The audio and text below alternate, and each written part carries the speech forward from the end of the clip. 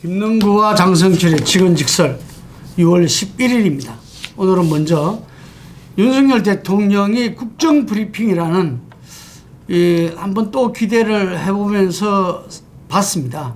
그런데 이게서 1호로 대한고래 프로젝트를 본인이 직접 발표했습니다. 어떻게 보셨습니까? 아이 산유국 화이팅! 와, 아유, 우리 산유국 되는 거 아니에요? 이제. 우리 나이 또래는 옛날 생각입니다. 박정희 대통령이 네. 예. 저도 그때 기억나요. 예. 그래가지고 막 그때 사탕도 먹고 막 그랬던 것 같아요. 이렇게 막 기름 페트병에다가 이렇게 갖고 나오셔가지고 맞습니다. 네. 어린 마음에 그때 봤었는데 저는 이걸 막 비판하는 분들이 많이 있는데 저는 조금 긍정적인 기대감을 갖고 좀 지켜보는 게 어떨까라는 좀 생각이 들어요. 액트 지오사를 왜 선정했어? 거기에 어떠한 이상한 얘기가 있는 거 아니야? 천공은 또 이거 발표하기 2주 전에 왜 그런 영상을 올려? 천공에 따라서 국정 운영이 되는 거 아니야? 이런 비판을 많이 하지만 일단은 좀 꼼꼼하게 국회에서 왜 이런 판단을 했는지, 왜 액트 지오사를 왜 선정을 했는지, 그 중간에 다른 어떤 의혹은 없는지 그런 것들은 꼼꼼히 따져보되 일단은 유전 개발을 하고 석유 개발하고 원유 개발하는 것은 좀 국민들이 좀 기대감을 갖고 지켜보는 것이 어떨까라는 생각이에요. 혹시 기억납니까? MB가 이 에너지 해외 개발을 많이 했잖아요. 비판도 많이 받았는데 혹시 결과가 어떻게 되는 거를 혹시 그러니까 이제 이 민주당이나 그걸 공격하는 쪽에서는 안 된 사례들만 쫙 모아가지고 자원외교 실패했잖아. 괜히 세금 낭비만 했잖아. 막 그렇게 얘기를 하고 있는데 성공한 것들도 몇 개 있잖아요. 그러니까요. 제가 지금 묻는 이유는 그겁니다. 네. 예. 본래 자원 외교가 자원 개발이 어렵잖아요. 리스크가 확률이. 많죠. 예. 네. 하이 리스크 하이 리턴인데 이 전부 다 실패인 줄 알았어 저는. 아유 아니에요. 예, 그건 아니었더라고요. 볼리비아 뭐 니튼 광산이라든지 아니면은 카타르인가요? 거기 원유 개발, 유전 개발하는 것도 성공을 했었고 그래서 상당히 많은 이익을 남긴 부분도 있거든요. 근데 실패 사례만 공개하는 것은 좀 문제가 있지 않나라는 생각이 들어요. 그러니까 자원 개발을 안 한 문재인 정권이 이거는 비판받아야 되지.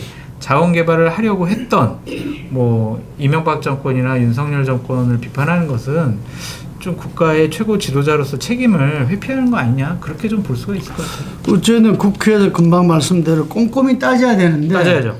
보이콧이라서 그 따질 때 나올까요? 아 그래서 진짜 국민의힘 한심해 죽겠어요 정말. 그 핑계라도 좀 나왔으면 좋겠는데. 그럼요. 그래서 뭐 나중에 뭐 얘기를 하겠지만 국회 보이콧 파행시키는 것은 집권 여당으로서는 해서는 안 될 일을 지금 스스로 하고 있어서 국민적인 비판과 비난을 자초하고 있다라고 말씀을 드리고요. 일단은 국회가 해야 할 일은 해야 합니다.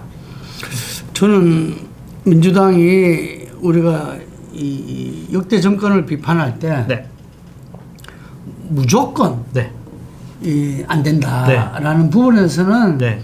좀 이 수권 정당으로서 네. 정말 민생 정당으로서 저는 그거는 극복해야 된다고 봅니다. 네. 이게 그런데 천하람 대표가 저하고 인터뷰할 때 재미있는 말을 했어요. 뭐라고요? 그 실제로 금방 이 유전개발 네. 대한고래 프로젝트에 대해서는 네. 대통령이 아니라 뭐 산자부 차관 정도가 나와서 이야기했으면은 조금 뭐 그래도 국민들한테 오히려 대통령 나오는 건 낫지 않았을까. 그러면서 슬픈 거는 대통령이 했기 때문에 못 믿겠다. 그렇죠. 신뢰의 위기. 야 세상에 대통령제에서 대통령이 이야기하는 건 최고의 신뢰와 맞아요. 최고의 국가 보정 아닙니까? 네. 근데 그거 대통령이 했기 때문에 오히려 못 믿겠다. 그래서 자기도 슬프다고 표현을 했어요. 정확한 지적이네요. 제가 봐도 이번 사태를 보고 가장 큰 문제점은 대통령의 말 한마디에 대한 무게감이 없어진 거. 너무 가볍게 많은 분들이 취급을 하고 대통령에 대해서 믿음과 신뢰를 상당 부분 없앤 것이 아니냐라는 생각이 들어가지고요. 상당히 좀 서글프더라고요. 그래서 대통령이 빨리 이 신뢰를 극복해야 된다. 이 신뢰 위기를 극복하지 않으면 백약이 무효다. 맞습니다. 그랬을 때 신뢰를 어떻게 극복할 것인가? 아니, 그거는 신뢰 극복 못할 것 같아요. 못할 것 같아요. 권익위에서 김건희 여사 명품백과 관련해서 이거 우리가 따져볼 것도 아니고 이거 법적 위반 없어요라고 결정 내리는 순간 또 대통령은 또 공적인 권한을 대통령 배우자를 보호하기 위해서 이용을 하는구나. 반부패 총괄 기구인 국민권익위원회에서도 어쩔 수가 없구나. 이건 잘못돼 가는 것 같다. 대통령 못 믿겠다. 이게 계속 눈덩이처럼 쌓여가는 것 같아요. 오늘 회의 순방 떠났죠. 어제 발표가 된 거죠. 네.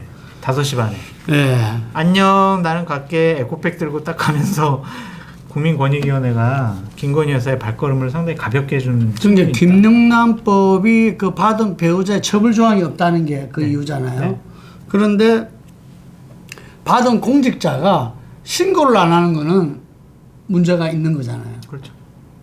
그 부분은 어떻게 해석했나요? 권익위에서는 그거는 솔직히 뭐 우리가 좀 대통령을 조사할 수도 없고 물어볼 수도 없으니까 이 부분은 좀 우리가 판단을 안 하고요.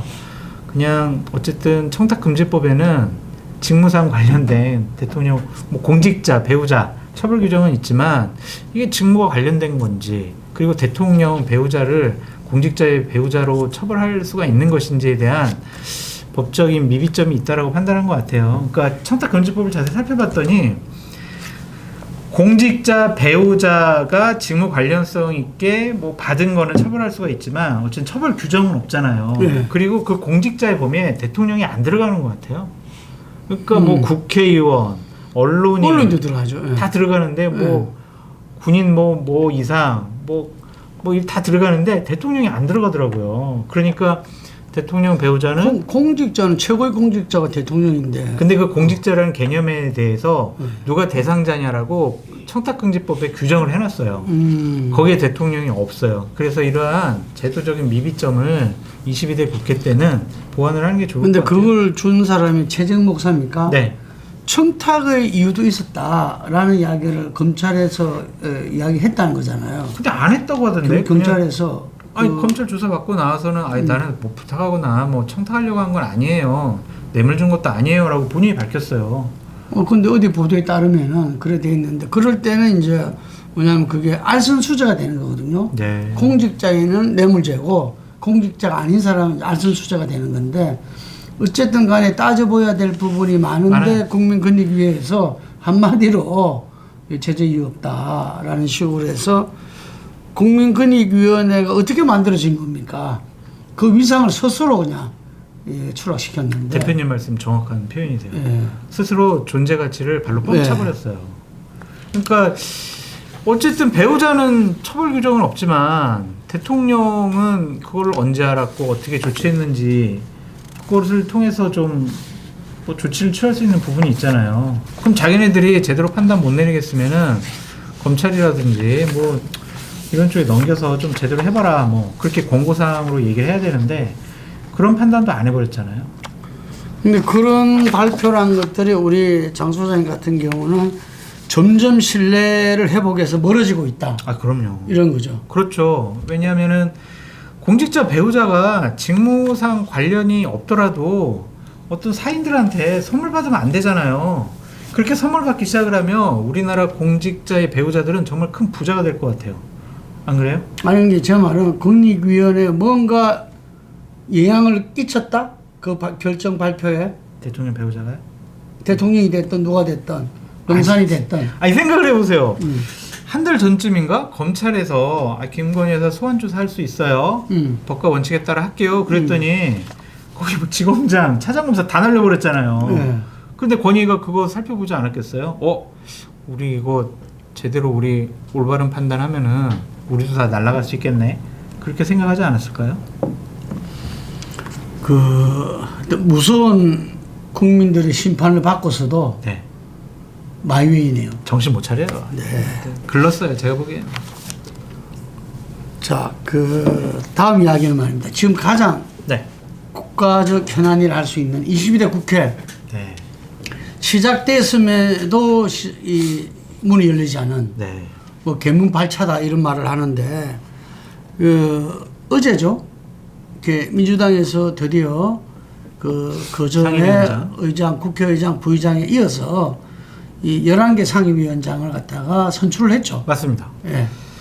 그래 되면 이제 남은 수순은 민주당으로서는 7개 상임위원장을 국민의힘에서 제출하고 선출을 같이 본회의에서 하기를 이렇게 협상하는 걸 기다리는 거와 전혀 안 됐을 때는 2021대 국회처럼 그냥 18개를 갖다가 민주당이 다 선출하는 네. 이런 양상이 될 건데 네. 국민의힘은 국회 보이콧을 선언했어요. 네. 어떻게 보고 계십니까?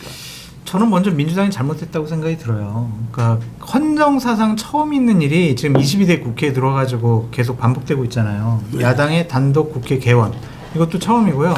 야당의 단독으로 국회의장을 선출한 것도 처음이고 야당이 단독으로 국회 상임위원장을 선출한 것도 처음이에요.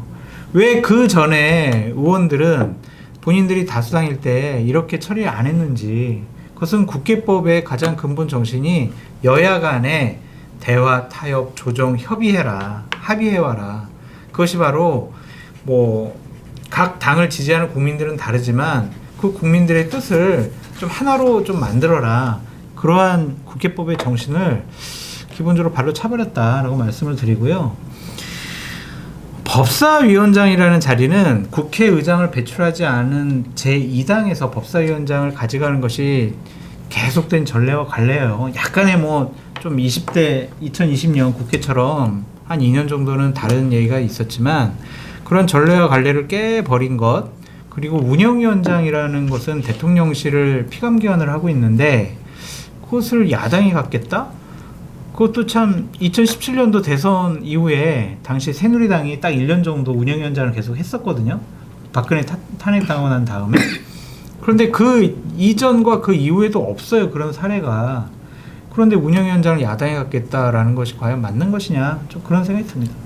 근데 이제 우리가 봤을 때 이제 그 국민의 그 선거에 의해서 의회가 구성됐을 때 네. 우리 국회법도 그렇고 국회법 정신이 이제 여야 간에 대화와 타협을 해야 되는데 국회법 자체는 그래야 돼 있지는 않아요. 그게 어느 문구에도 없어요. 그거는.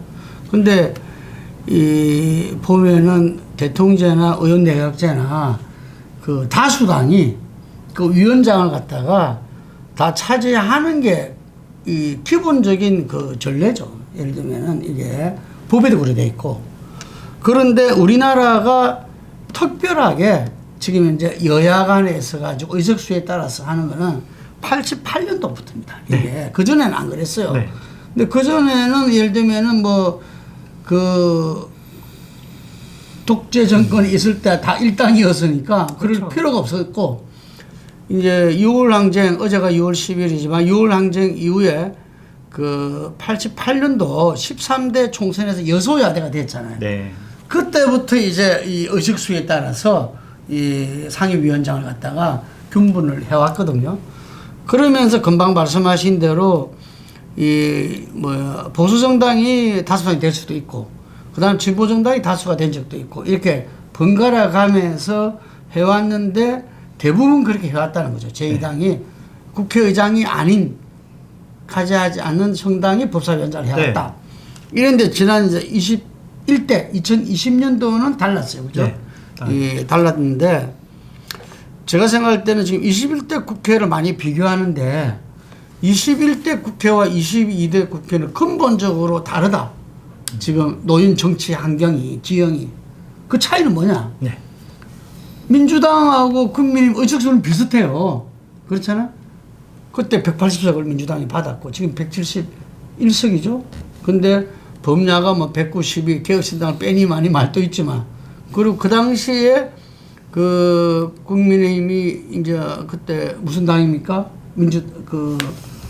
자유한국당인가? 아닌가? 아, 미래통합당. 미래통합당이 아마 115 정도 네, 됐을 거고 지금 국민의힘 108입니다. 네.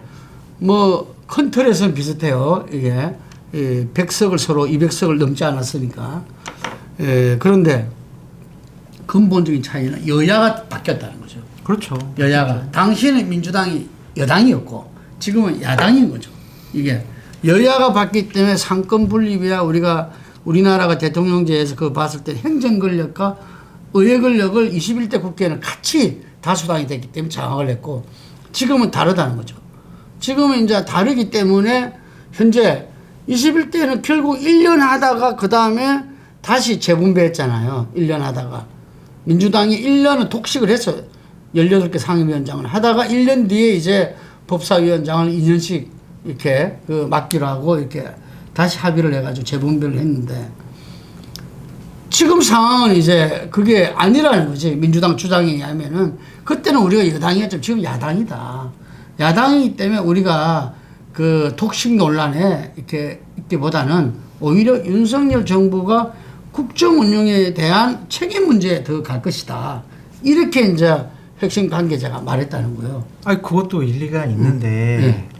상임위원장이라는 자리는 여야가 판단의 기준이 아닌 것 같습니다.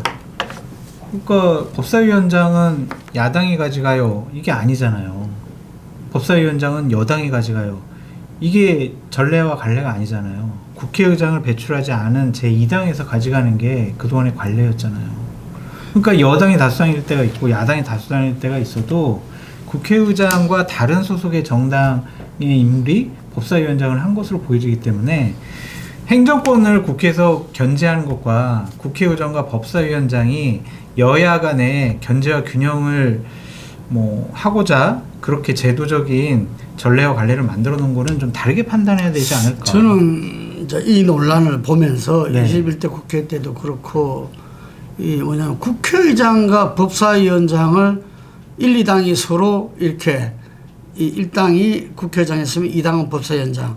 이 논리에 좀 수긍하기 어려워요. 이게 그 국회의장이 뭐 대통령도 아니고 대통령과 의회 권력을 서로 분점하고 이런 차원도 아니고 왜냐하면은 이 첫 번째는 뭐냐 원칙적으로 현재 우리나라의 법사위원장은 사실상 지금 상원화돼 있다. 그렇죠. 이게 법사위원장이 본래의 자기 기능보다도 훨씬 더 이 간행적으로 이렇게 모든 법안을 갖다가 재심사하는 그런 맞아요. 역할을 하고 있는 거죠. 그래서 그건 여야가 모두 이게 대해서는 바꿔야 한다. 그래서 이 법사위 사법위 이렇게 그게 김진표 전 의장님이 마지막에 발의까지도 하고 그랬어요. 그래서 이게 법사위가 상원화되는 거는 이거는 제도적으로 개선돼야 된다. 라는 이야기가 있을 정도로 법사위가 지금 기형으로 운영되어 온 게 사실이거든요.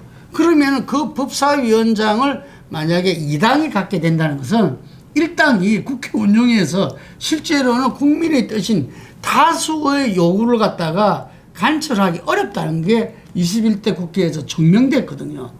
법사위원장을 딱 국민이 갖고 있으면서 몽리를 버려버리면은 다른 상임위에서 어떤 그 국민의 뜻에 의한 다수 의원의 어떤 그 지지로 올라온 법안들이 전부 스톱돼요. 그래서 이른바 선진화법 때문에 패스트 트랙을 타야 되고 한참 있다 보내고 본회의에 가서도 의장이 한 직권 상정이 돼야 그게 이제 법안 본회의 그 표결에 들어가잖아요. 그렇기 때문에 이 따지고 보면 이 법사위원장이 현재 상원의 역할을 하지 않고 있다면 이렇게까지 법사위원장 가지고 목숨 걸 일이 아닌데 맞습니다. 지금 이게 기형적으로 운영되다 보니까 그게 또 현실이거든 지금. 그렇죠. 그러다 보니까 제가 볼 때는 여야 모두가 물러설 수가 없는 게임이 됐다. 특히 민주당은 지난 21대 국회에 180석을 줬는데도 불구하고 뭐 했냐라는 부분을 지지자들한테 엄청나게 공격을 받아왔거든요. 그럼 이번에 21대 국회에서 뭔가 변화를 달라진 모습을 지지자한테 하기 위해서는 법사위원장 이거는 아주 필수 중에 필수라고 저는 누구나 생각할 수 있을 거기 때문에 민주당 그럴 수밖에 없다고 봐요.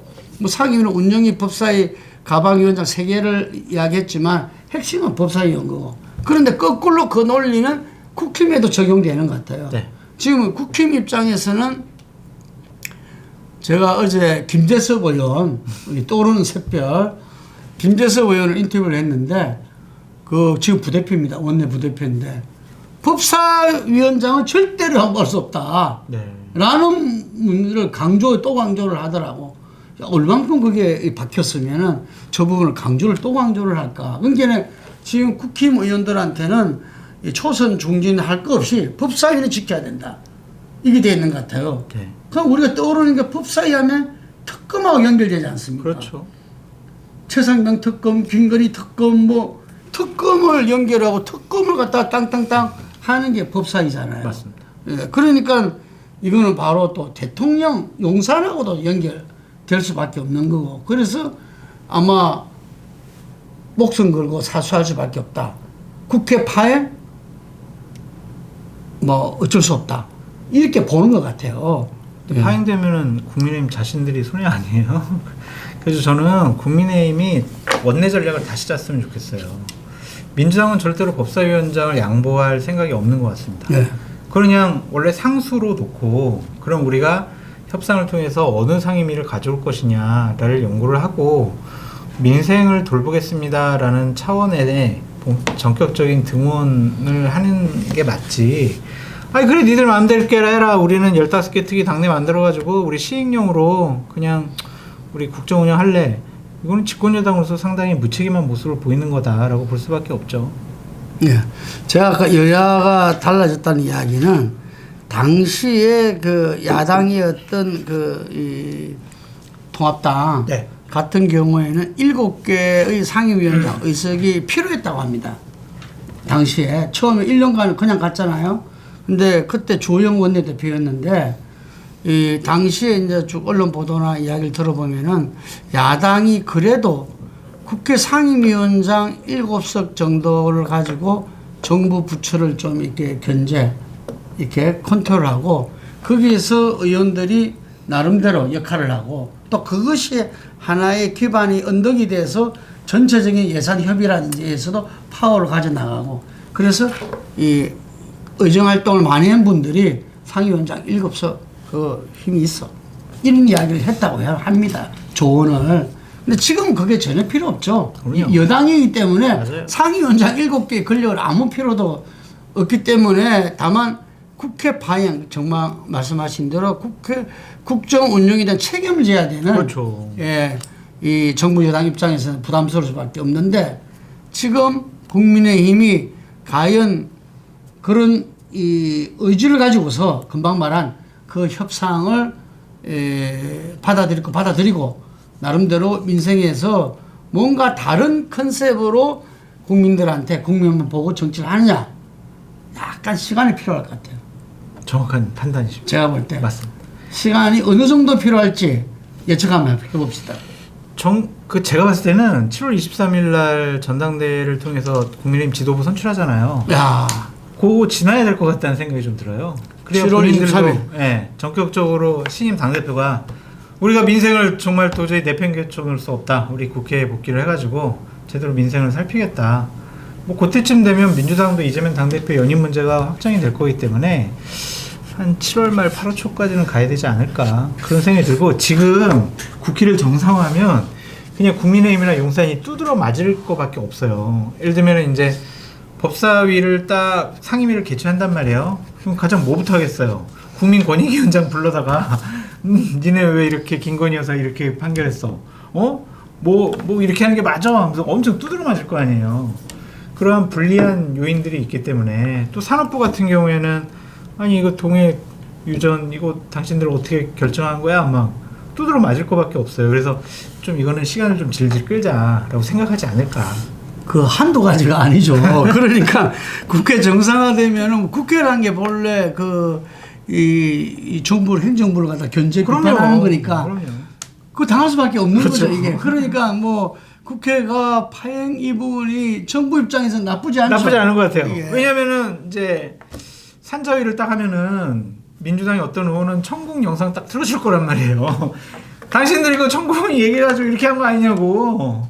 뭐 그러면은 그게 사실이 아니고 희화되더라도 국민들은 야, 저 천공이 얘기했는데 진짜 정부가 저렇게 발표하네. 이거 뭐가 있는 거 아니야? 그런 의심을 갖게 하는 것만으로도 국정 운영에 상당히 불리하고 부담을 갖게 될 수밖에 없죠.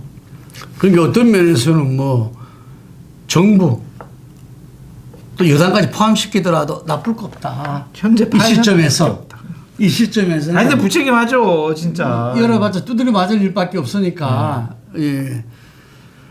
그 정부 여당의 국정운영 파행에 대한 책임은 책임이고 네. 당장에 맞는 배가 아프겠죠. 그렇죠. 예. 그래서 좀 질질 끌자. 예. 그래서 생각할 건데 아니 생각을 해보세요. 만약 정기국회 때까지 또 예산안 때까지 국민의힘이 보이콧하면 민주당이 예산은 다 삭감해버릴 수 있잖아요. 네. 내년 국정운영 어떻게 할 거냐고요. 그래서 이거는 시간 싸움이지. 그러니까 우리가 길게 잡더라도 정기국회 전까지는 이건 정상화될 수밖에 없는 거고, 9월부터는. 그럼 지금부터 시점에서 그 어느 지점인데 그거를 7월 23일. 그날 전당대회 날이잖아요. 네. 그럼 이게 시작은 언제 하죠? 시작. 대략 이제 한 달 전에. 6월 23일. 네. 뭐 지금 뭐 한 보름 정도 남았나요? 보름 뒤부터 전당대 시작되겠네요. 네네. 네. 전국 다니면서 한 8개 뭐 시도당 가가지고 연설회도 하고 그래야 되니까. 저는 이때부터 시작되지 않을까 싶어요. 문제제기가. 이게 6월 말부터 시작했대고 아마 7월 23일 날 된 사람이 그 취임 일성으로 이 개헌 문제를 푸는 어떤 해법을 제시하지 않겠나. 맞습니다.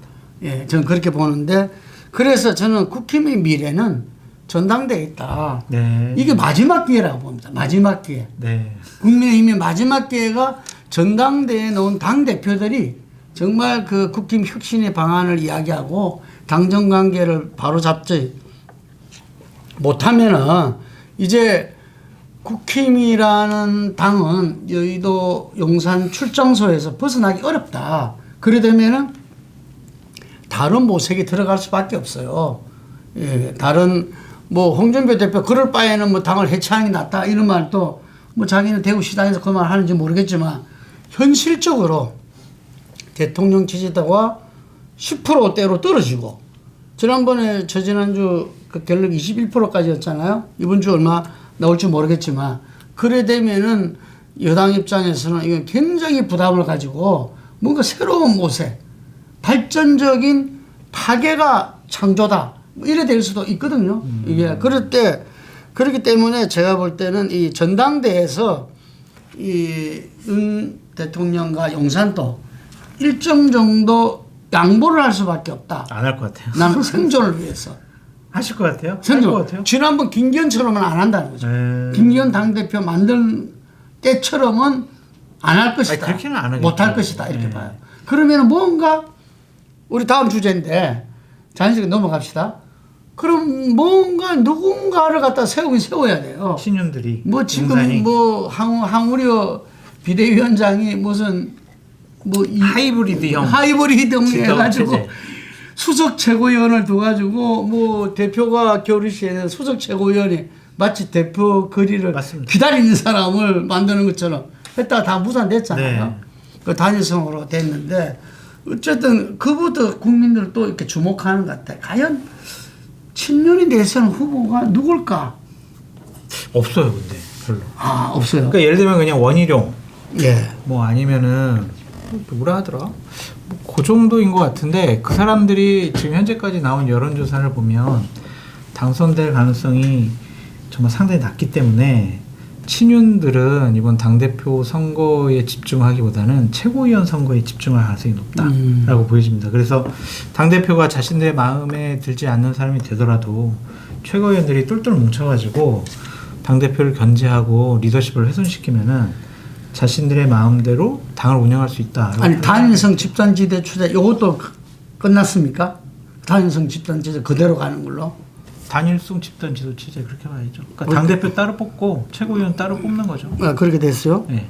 이 뭐 7대 3분도 되고요? 그거는 이제 최종 7대3으로 할 결론은 가능성이 높다. 그래서 13일 날 결정한대요. 아 13일. 예, 예.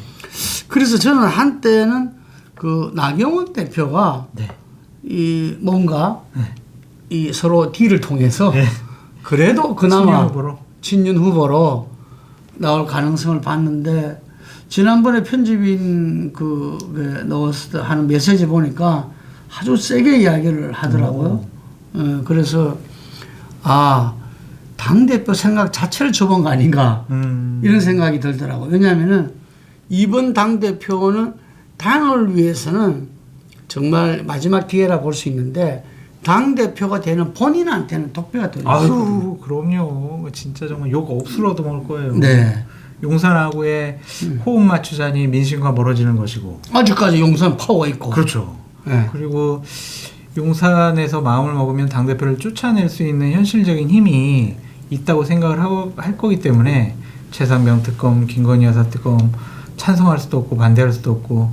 그래서 저는 제가 정말 친한 중진 의원이라면 이번 전당대회는 나가지 말라고 하겠어요. 그냥 한동훈 전 비대위원장이 나가가지고 당대표 돼서 좀 대통령과 옛날에 인간관계도 있었으니까 차별화를 좀 현명하게 할 수 있지 않을까 이런 생각인데. 그러니까 이왕 뭐 지난번에도 총선 때 비대위원장으로 독배도 마셨으니까 네. 좀 한 번 더 그 독배 마시기도 살아남았잖아요. 그렇죠. 면역력이 센 것 같아요. 면역력이 센 것 같아. 그래서 불사신으로 한 번 더 예를 들면은 그리고 본인도 나오려고 한다니까. 아니 근데요, 제가 이제 계속 얘기를 듣고 있는데 좀 갈리더라고요. 왔다리 갔다리 한대요. 지금 그러니까 한 명은 99.99999% 한동훈 비대위원장 당대표 선거에 나온다고 했는데 지난주에 만난 한 인사는 안 나올 것 같다라고 얘기를 하더라고요. 내가 지금 나가는 게 맞죠? 내가 짱구나 이래 되겠네. 네, 막 그렇게 얘기를 한다고 하는데 고민의 포인트는 이거 같아요. 나 혼자 나가서 당대표 되는 건 문제가 없는데 최고위원들이 다 친윤이고 나랑 사이가 안 좋으면은 내가 과연 당대표로서 제대로 된 리더십을 발휘할 수 있을 것이냐. 그러니까 나랑 같이 러닝메이트 형식으로 내 편 들어줄 최고위원들을 같이 출마를 시켜야 되는데 그거 설득이 좀 잘 안 되는 것 같아요. 그래서 고민에 빠져 있다. 예를 들면 장동혁 네. 전 사무총장, 네. 이 한동훈 대통령 만들겠다. 그거 뭐 이번 연찬에서도 큰 소리 치고 했던 모양인데 정확하지 않습니다. 네. 요즘 이렇게 무슨 이야기를 하면은 고발해요. 자꾸 뭐 고발이 들어와요 이게. 조심하셔야 돼요. 그래서 이게 정확하지는 않은데 어쨌든 간에 한동훈 전 위원장에 대해서 거품 불었대요. 기자들한테. 그래서 그런 분을 러닝메이트로. 아니 근데 그 사람을 출마시켰을 때 다른 친윤 후보들과 그냥 또 뭐 윤석열 대통령을 옹호하려고 하는 다른 경쟁자들과 차별성이 있어서 당선될 수 있을 것이냐. 그것도 좀 지켜봐야 되는 거 아니에요? 제가 볼 때는 관건은요. 이번 전당대 관건은 우리가 영남권은 지금 좀 썰었잖아요. 그죠? 그러니까 의원들도 다 당선되고 거기에 있는 당원 민심 다 똑같으리라 보고 문제는 수도권입니다. 수도권에서 낙선한 낙선자들의 원외위원장들이 얼만큼 똘똘 뭉쳐가지고 정말 연남 정사와는 다른 국힘의 혁신을 갖다가 자기들이 요구하고 그 요구의 메뉴의 지도자를 자기들이 뽑을 수 있느냐? 본래 대통령도 국민의 수준이라 그러잖아요. 과연 이번 당대표의 수도권 국힘의 원외위원장들이 제대로 된 정말 지금과는 다른 그런 국힘의 리더를 뽑을 수 있느냐? 그게 달려있다고 봐요. 글렀습니다. 글렀어요? 네. 그러니까 천목회가 하나의 그룹이 있고 또 낙선자 중에서 좀 두세 번 낙선한 분들이 따로 모임을 하나 만들었더라고요. 근데 그분들이 주장하는 거 보면 현재 국민의힘 지도부와 거의 입장을 같이 해요. 최상봉 특검 이거 안 된다. 김건희 여사 특검 안 된다. 민주당 지들끼리 개원하고 상임위원장 이렇게 한 것도 안 된다. 그냥 유정 같은 경우는 좀 지켜보자. 이런 식으로 똑같은 입장을 내세요. 그분들은 국민의힘이 뭘 혁신하자는 겁니까? 그래가지고 글렀다고 하는 거예요, 제가. 그래도 혁신이 뭔가 기치는 있을 거 아닙니까? 그러니까 원론적인 말만 해요. 우리 총선의 심판을 겸허하게 받아들여가지고 국민 눈높이에 맞게 결정을 해야 됩니다. 라고 말은 해놓고 당이 주도해야 됩니다. 이런 말은 하는가요? 말은 하는데 세부 내용을 들어가 보면 다른 얘기를 안 하고 사실은 참목회의 멤버들끼리도 사이가 별로 안 좋답니다. 그래서 제가 봤을 때는 다음번 참목회 회의가 다시 개최가 될지 그리고 거기서 통일된 목소리가 나올 수가 있을지 그것도 우리가 지켜봐야 될 것 같아요. 어쨌든 보수 정당에서 매기 효과를 할까요? 어떤 국민들한테 그래도 기대와 희망을 준 게 소장파 의원들이 소장파 정치인들이 모임을 갖고 거기서 뭔가 이 레드팀으로서 쓴소리를 하고 해왔던 거거든요.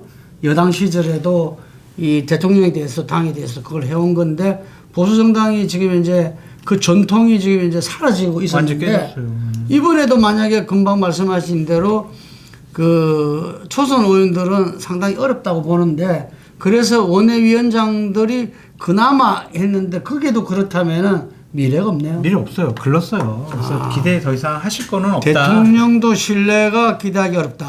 그다음에 원내위원장도 기대하기 어렵다. 그럼 국민이 어떻게 보십니까? 아니, 이제 그래서 우리 보수파에는 이준석 천하람이 있잖아요. 아니 근데 이게 생각을 하면 아니 그런데 개혁신당은 보수가 아니래요. 자기네들 보수 아니래요? 보수가 아니래. 그거 제가 어제 저녁에 그 가는데 라디오 이렇게 KBS 거기 있잖아요. 그게 이 개혁신당 대표에서 누가 나왔는데 이기인 최고위원 나오지 않았어요? 나왔는가요? 어때 저희를 보수라 보지 마십시오. 저는 보수가 아닙니다. 그럼 뭐지? 진보인가? 강조하더라고요. 그리고 천하람 인터뷰에서도 그랬어요. 본인이 제가 나중에 보수가 대안을 찾지 못할 때는 결국은 이준석과 개혁신당과 함께하면서 보수의 대안이 될 수 있는 거 아니냐. 그렇지 않습니다. 저희들은 보수만 있는 게 아니라 민주당 지지자도 많이 저희들을 이번 선거 때 찍었다는 이야기죠. 이게 그래서 저희들은 여전히 제3지대의 정체성을 갖고 나가야지 보수만 가면 우리가 안 됩니다. 아니 맞는 전략이죠. 이렇게 이야기를 하고 있어요. 그러니까 2027년 대선을 앞두고는 새롭게 이제 정립을 할 필요가 있지만 지금은 우리는 보수의 가치를 지킬 거예요 할 필요는 없죠.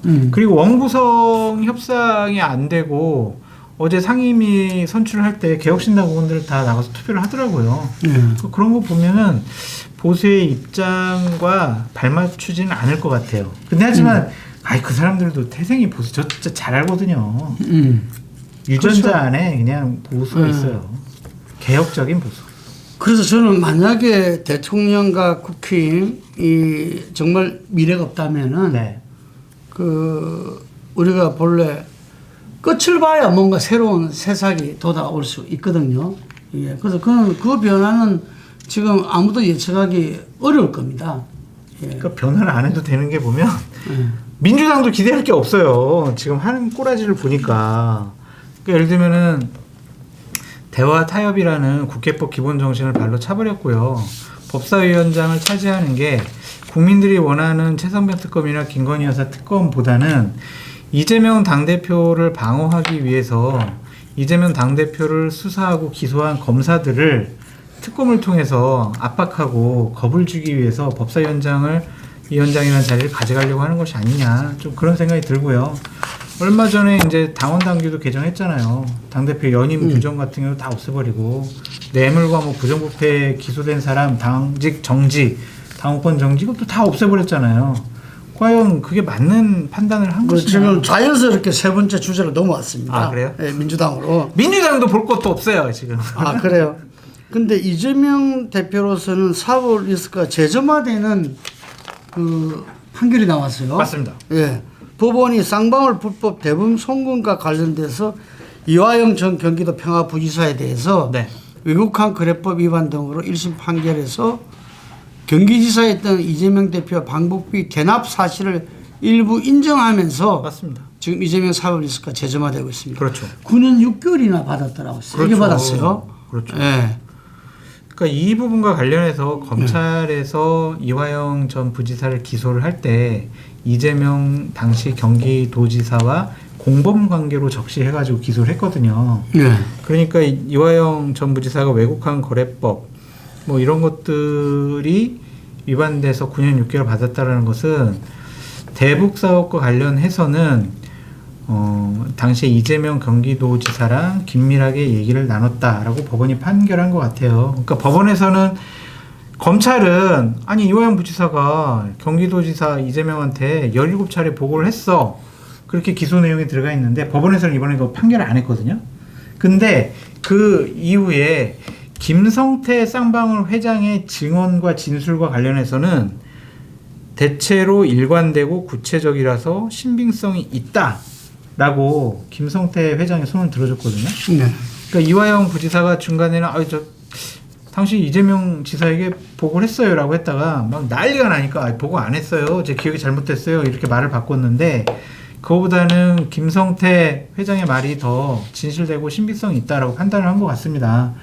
그렇게 된다면은 이재명 경기도지사 방북 비용 대납 이 부분도 검찰에서 이번 주 안으로 기소할 것으로 보여지는데 이재명 당대표로서는 지금 3개의 재판을 받고 그렇죠. 있는데 대장동, 예. 그다음에 공직선거법 위반, 예. 위증교사 예. 이렇게 3가지가 있는데 이렇게 대북 방문 비용 대납 이거까지 하면 4개의 지금 사법 리스크가 있는 거잖아요. 재판 리스크. 그렇다면 이재명 당대표로서는 한치 틈도 보이지 않게 꼼꼼하게 당원 당규를 고쳐서라도 당내에서의 독보적인 대선 후보로서의 지위를 놓치지 않고 싶어 할 것 같아요. 그래서 이러한 무리수를 두는 것이 아니냐. 아니, 그 대표님, 저는 좋아요. 딴 거 다 좋은데, 한 사람을 위해서 민주당이 수십 년 동안 쌓아오고 합의를 이루고 집단 지성을 발휘해서 만든 당원 당규를 이재명이라는 한 사람을 위해서 바꾸는 게 맞냐고요, 이게. 이재명 대표도 거기에 대해서는 뭐 아니다고 이야기했는데 최고위원회에서 의결을 했다고 그러더라고요. 아니 네. 내 연인과 관련해서는 논의 안 했으면 좋고 바꾸지 않았으면 좋겠어요. 그랬는데 네. 바꾸자고 위에 보고 올라오니까 아이 그럼 뭐 그러지 뭐. 이게 뭐예요 이게. 저는 굉장히 이거는 위험 신호라고 봅니다. 맞습니다. 왜냐하면은 이재명 대표가 지금 뭐 본인이 이야기했던 이재명 민주당이 완성체제 1급 체제가 거의 이루어졌다고 네. 평가를 받고 있는 판에 이거는 뭐 대부분이 인정하고 있잖아요. 그런 판에 굳이 이 당규 개정까지 이거를 했어야 됐나. 이게 아니더라도 얼마든지 지금 뭐 당대표가 아니더라도 사실상 뭐 이 당의 지금 상김보다 위세가 더 클 수도 있는데 커요. 그걸 온전히 그 행사에 나갈 수 있을 건데 이러니까 누구 말 맞다나 이 당대표도 고집하는 이유가 당에 대한 영향력이 아니라 오히려 사법 리스크에 대한 방탄용 아니냐 이런 이야기가 들을 수밖에 없고 맞습니다. 그럼 민주당은 뭐냐 네. 금방 이야기한 대로 70년 전통의 민주주의를 수호하고 민주주의를 갖다가 되찾은 민주당은 뭐냐 이렇게 문제 제기가 되니까 이 부분이 이 많은 이렇게 민주당 지지층들한테 상당한 실망감과 함께 이게 그 회의감, 불안감을 주고 있다는 거죠. 이게. 정확한 그래서 이 부분이 정권 교체와 본인의 대권 가도를 위해서라도 이 바람직스럽지 않다라는 문제 제기를 주변에서도 한대요. 그러니까 김영진 전 사무총장 7인의 그 멤버 중에 한 분이 그런 이야기를 갖다가 처음에 깜짝 놀랐어요. 이게 뭐 잘못 들었나 싶을 정도로. 왜냐면은 지난 대선 때도 그 총무위원장을 했고 그 대선 때 근고직이었거든요. 그러니까 그 이후로도 측근 중에 측근으로 해왔던 분이 아니 그런저런 사정을 다 모를 리 없을 건데 그 말을 이야기했다는 것은 그 이야기가 사전에 정리가 될 수가 없었다는 이야기죠. 그러니까 아침에 저 만났거든요. 그래가지고 제가 2가지 물어봤어요. 네. 괜찮냐고 물어봤어요. 그러니까 수박이라고 공격받지 않냐. 이렇게 아직은 뭐 견딜만하다. 그렇게 얘기를 하고 그렇게 다른 소리 쉽게 하시기가 어려웠을 텐데 대단히 존경한다라고 말씀드리면서 이재명 당대표한테 언론에서 공개적으로 얘기하기 전에 얘기를 해봤냐 그랬더니 사전에 만나서 얘기했다. 반응은 그냥 알았다라고 했다. 그래놓고 그냥 참고만 하고 그냥 많은 다른 분들이 생각하고 판단하는 것처럼 당원 당규를 지금 바꾸고 있다. 그건 대단히 부적절하고 잘못됐다. 그렇게 얘기를 하더라고요. 그래서 몸조심하시라고 얘기 드렸습니다. 저는 민주당의 이번에 의원실 국회의장 같은 경우에서도 그 몰랐겠습니까? 네. 알고서도 국회의장의 그 계속 이 등록 이후에 이 투표에 나와서 된 거 아니겠습니까? 그렇죠. 그런데 그때도 무리수가 사실 등록 전에 조정은 여러 경우도 많죠, 이게. 근데 등록 이후에 그것도 중진 국회의원들을 그렇게 정리를 해서 이렇게 이 사퇴하게 하는 거는 그거는 어떻게 말하면 동료 의원에 대해서 예의가 아니죠. 아니, 그러니까 윤석열은 똑같다니까요. 네, 그래서 당대표 나오려고 하니까 다른 당대표 후보자들 막 짓밟아가지고 못 나오게 했잖아요. 똑같아요. 그런데 그 어쨌든 윤석열 대통령 아직 많이 남았지만 네. 이제 다음 이 대선에서 이렇게 가는 사람이고 이거는 이재명 대표는 그게 아닌데 저는 가장 큰 게 오만과 독선이라고 맞습니다. 우리 정치사에서 맞습니다. 이야기했잖아요. 민주당한테 오만 독선을 하려고 저렇게 압도적 의석을 준 거는 아니거든요. 그렇죠. 예, 공천에 그 여러 가지 문제가 있음에도 불구하고 국민들이 지지를 한 거는 정말 윤석열 정권 심판하고 제대로 된 나라 만들어달라. 그렇죠. 이런 이야기 때문에 저도 이번 전당대회가 민주당으로 봐서도 상당한 중요한 기로가 될 것이다. 네. 예.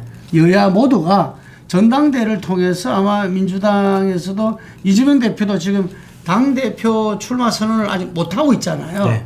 여러 생각을 하고 있을 겁니다. 네. 이게. 예. 그래서 거기다가 이 특검법은 최상근 특검은 김건희 특검 국민 지지가 높잖아요. 네. 그런데 대북 송금 조작 특검법을 발의해 가지고 관련 검사를 탄핵하는 데 검찰과 전면적으로 예고하고 있는데 요게 지금 이제 이 특검 전국에서 민주당에 상당히 이게 빨간불이 될 수도 있다는 이야기들이 많아요. 맞아요. 네. 그러니까 이재명 당대표를 보호하기 위해서 특검법을 악용하는 거 아니냐. 민주당이 국민들이 선택한 그 많은 의석을 사적으로 이재명 당대표를 보호하는 데 이용하는 것이 아니냐. 그렇게 볼 수가 있는 것이고, 김수건 의원인가요? 왜곡법을 막 발의하겠다라고 하고 있잖아요. 그러니까 판사나 검사가 자신들에게 입맛에 맞지 않은 불리한 그러한 판결이나 조사를 하면 특검을 통해 가지고 아니 뭐 그 사람 조사하거나 아니면은 고소고발할 수 있게 그렇게 터놓는다는 거거든요. 그거는 대한민국 사법 시스템을 완전하게 무너뜨리는 행위가 아니냐 그런 생각이 들고요. 이럴 것 같아요. 그러면 검찰이 좋아? 민주당 이재명 당대표 우리를 그렇게 공격해? 좋아. 그럼 민주당 의원들 다 조사해. 막 불러 제껴가지고 막 조사하고 그러면 어떡할 거냐고요. 판사들은 야 어떻게 피의자들이 판사를 고발할 수 있게 고소할 수 있게 만들어? 그럼 민주당이나 이재명 당대표에 대한 판결은 좀 더 좀 엄하게 해야 되겠어. 이렇게 하면은요 사법 시스템이나 국가의 삼권 분립이라는 견제와 균형 논리가 완전히 깨져버리거든요. 그래서 전 민주당은 지금 선을 넘는 행위를 하고 있다. 그렇게 말씀드리고 싶어요. 근데 마지막에 이렇게 이 경천 동지할 경우의 수가 네. 또 한편으로는 아까 제가 늘 이야기하는 이재명의 사법리스크 네. 실체 재판 선고와 네. 그 윤석열 대통령의 날개 없는 추락 네. 지지율 간이 어떤 같이 이렇게 이 함수 관계를 이뤄내면서 임기 단축 개헌이라든지 이런 부분들이 툭 튀어나올 수도 있다. 안 할 것 같아요. 윤석열 네. 대통령. 임기 단축이라는 부분에 대해서는 전혀 생각 안 할 것 같은데요. 그게 탄핵보다는 아름다운 가정 아닌가 만약 저는 생각합니다. 국회에서 탄핵 절차가 시작이 되고 통과될 가능성이 높으면 그거를 정치적인 승부수로 던질 수는 있겠지만 그런 얘기가 나오는 것 자체를 억누르려 할 것 같아요. 그런데 박근혜는 이미 그 나오기가 되니까 그런 걸 시도하는 조차도 용납이 안 됐잖아요. 맞아요. 그때는. 그러니까 그 넣기 전에 해야 되거든. 그러니까 그 전에는 이 이재명 사법 리스크라는 게 없었어요. 그때는. 그렇잖아요. 그렇기 때문에 이번에는 조금 뭔가 탄핵보다는 다른 수도 있다라는 말씀을 재차 강조합니다. 자, 마지막으로 가셔야 된다니까 저는 뭐 괜찮은데. 자, 이준석. 네. 차기 대선 꿈꾸나 호은노가 기억신당 당대표가 되면서 젊은 대통령 만들겠다. 그리고 뭐 이 천하람 대표도 거기에 이준석 대표를 지칭하는 거 뭐 부인하지 않겠다 이런 말도 하고 했어요. 요즘 행보는 어떻게 했습니까? 그냥 의정 활동이 바쁜 것 같은데 제가 이준석 대표, 천하람 의원, 김재섭 의원 이렇게 당선되고 나서 만났었어요. 그래서 내가 하나만 부탁할게라고 얘기를 했어요. 네. 뭐냐면 당신들은 대통령을 할 사람들이다. 그러니까 초선 의정 활동도 내가 대통령을 하려고 하는데 무엇을 어떻게 결정해야 될지 신중하게 항상 판단하고 부정부패와는 좀 멀리했으면 좋겠다. 나는 대통령이 될 사람이야. 난 대통령 자격이 있는 사람이야. 라는 생각을 갖고 의정활동을 했으면 좋겠다. 라고 얘기를 하고 부탁을 한 적이 있어요. 본인들도 그 꿈을 저버리지 않더라고요. 아니 그 뭐 복수입니까 복수? 아니 천하람, 이준석, 김재석 이런 젊은 정치인들 젊은 꿈을 갖고 젊은 정치는 다 그랬다. 네, 의정활동 해라 그렇게 얘기했죠. 네. 그 이준석 대표는 제가 이 자리를 빌어서 상임위에 네. 어떤 상임위로 그 됐는지 모르겠어요. 근데 DJ가 옛날에 대통령을 꿈꾸는 자 기재위로 가라. 왜냐하면 국가 경제 전반에 대한 이해와 거기에 대한 대한모색이라든지 이게 대해서 열심히 공부하지만 안 되는 게 기재위거든요. 기재위 가면 처음에 경제 모르는 친구는 혼이 납니다. 거기 간 것 같은데요? 기재위, 천하람이 정무위 뭐 이렇게 경제 그런가요? 쪽 간 것 같은데. 네, 그래서 우리 이번에 상생과 통일fon의 공동대표가 된 윤호중 네. 의원도 네. 기재위만 계속 왔었습니다. 네, 경제 알아야죠. 맞아요. 그래서 이 김대중 대통령이 기재위만 계속했잖아요. 기재위만. 네. 국가 경제를 알아야 되니까. 네. 그 저는 민생에서 그 이준석 대표의 정책 한방 네. 그걸 기대합니다. 아니 본인이 워낙 똑똑하고 의정 활동에 대한 의지와 욕심이 상당히 강하기 때문에 정말 누구보다 잘 해낼 것으로 보여지고요. 정확하게 말씀드리면 천하람, 운영이, 기획재정이 천하람, 이준석, 과기기술정보 방송통신으로 갔네요. 가방이로 갔고. 가방이 가고 예결이 갔어요. 이준석. 그래서 경제와 어떤 자기 상임위 하고 싶은 거 적절하게 우원식 국회의장이 잘 배치해 준 것 같습니다. 네, 그래서 좀 한편으로는 서두르지 않았으면 좋겠어. 네. 서두르지 않고 스텝 바이 스텝으로 나가면서 다시 이렇게 평가돼야 될 부분도 많잖아요. 이렇게 본인은 그 외교와 이런 부분들을 갖다가 좀 더 이렇게 공부하고 싶다 이런 말도 했더라고요. 근데 가방위에서 우리나라 먹고 사는 문제 결국은 해결은 초격차 과학기술에 있다. 맞습니다. 제2의 산업기술이 필요하다. 네. 안철수 의원 이야기입니다. 오. 안철수는 얘기하지 마세요. 저한테 민사소송 들어가지고 제 감정이 좀 안 좋아요. 자, 국회는 지금 현재 파행 상태에 있지만 우리는 믿습니다. 국민의 민심을 받고 다시 연 22대 국회 다시 국민을 위해서 빨리 활동하시고 윤석열 대통령과 국민의힘에 대해서 우리 장성윤 소장은 기대할 게 없다, 미래가 없다 하지만 우리 국민들은 여전히 기대하고 있습니다. 파이팅을 외치고 싶습니다. 네, 여기까지 하겠습니다. 감사합니다.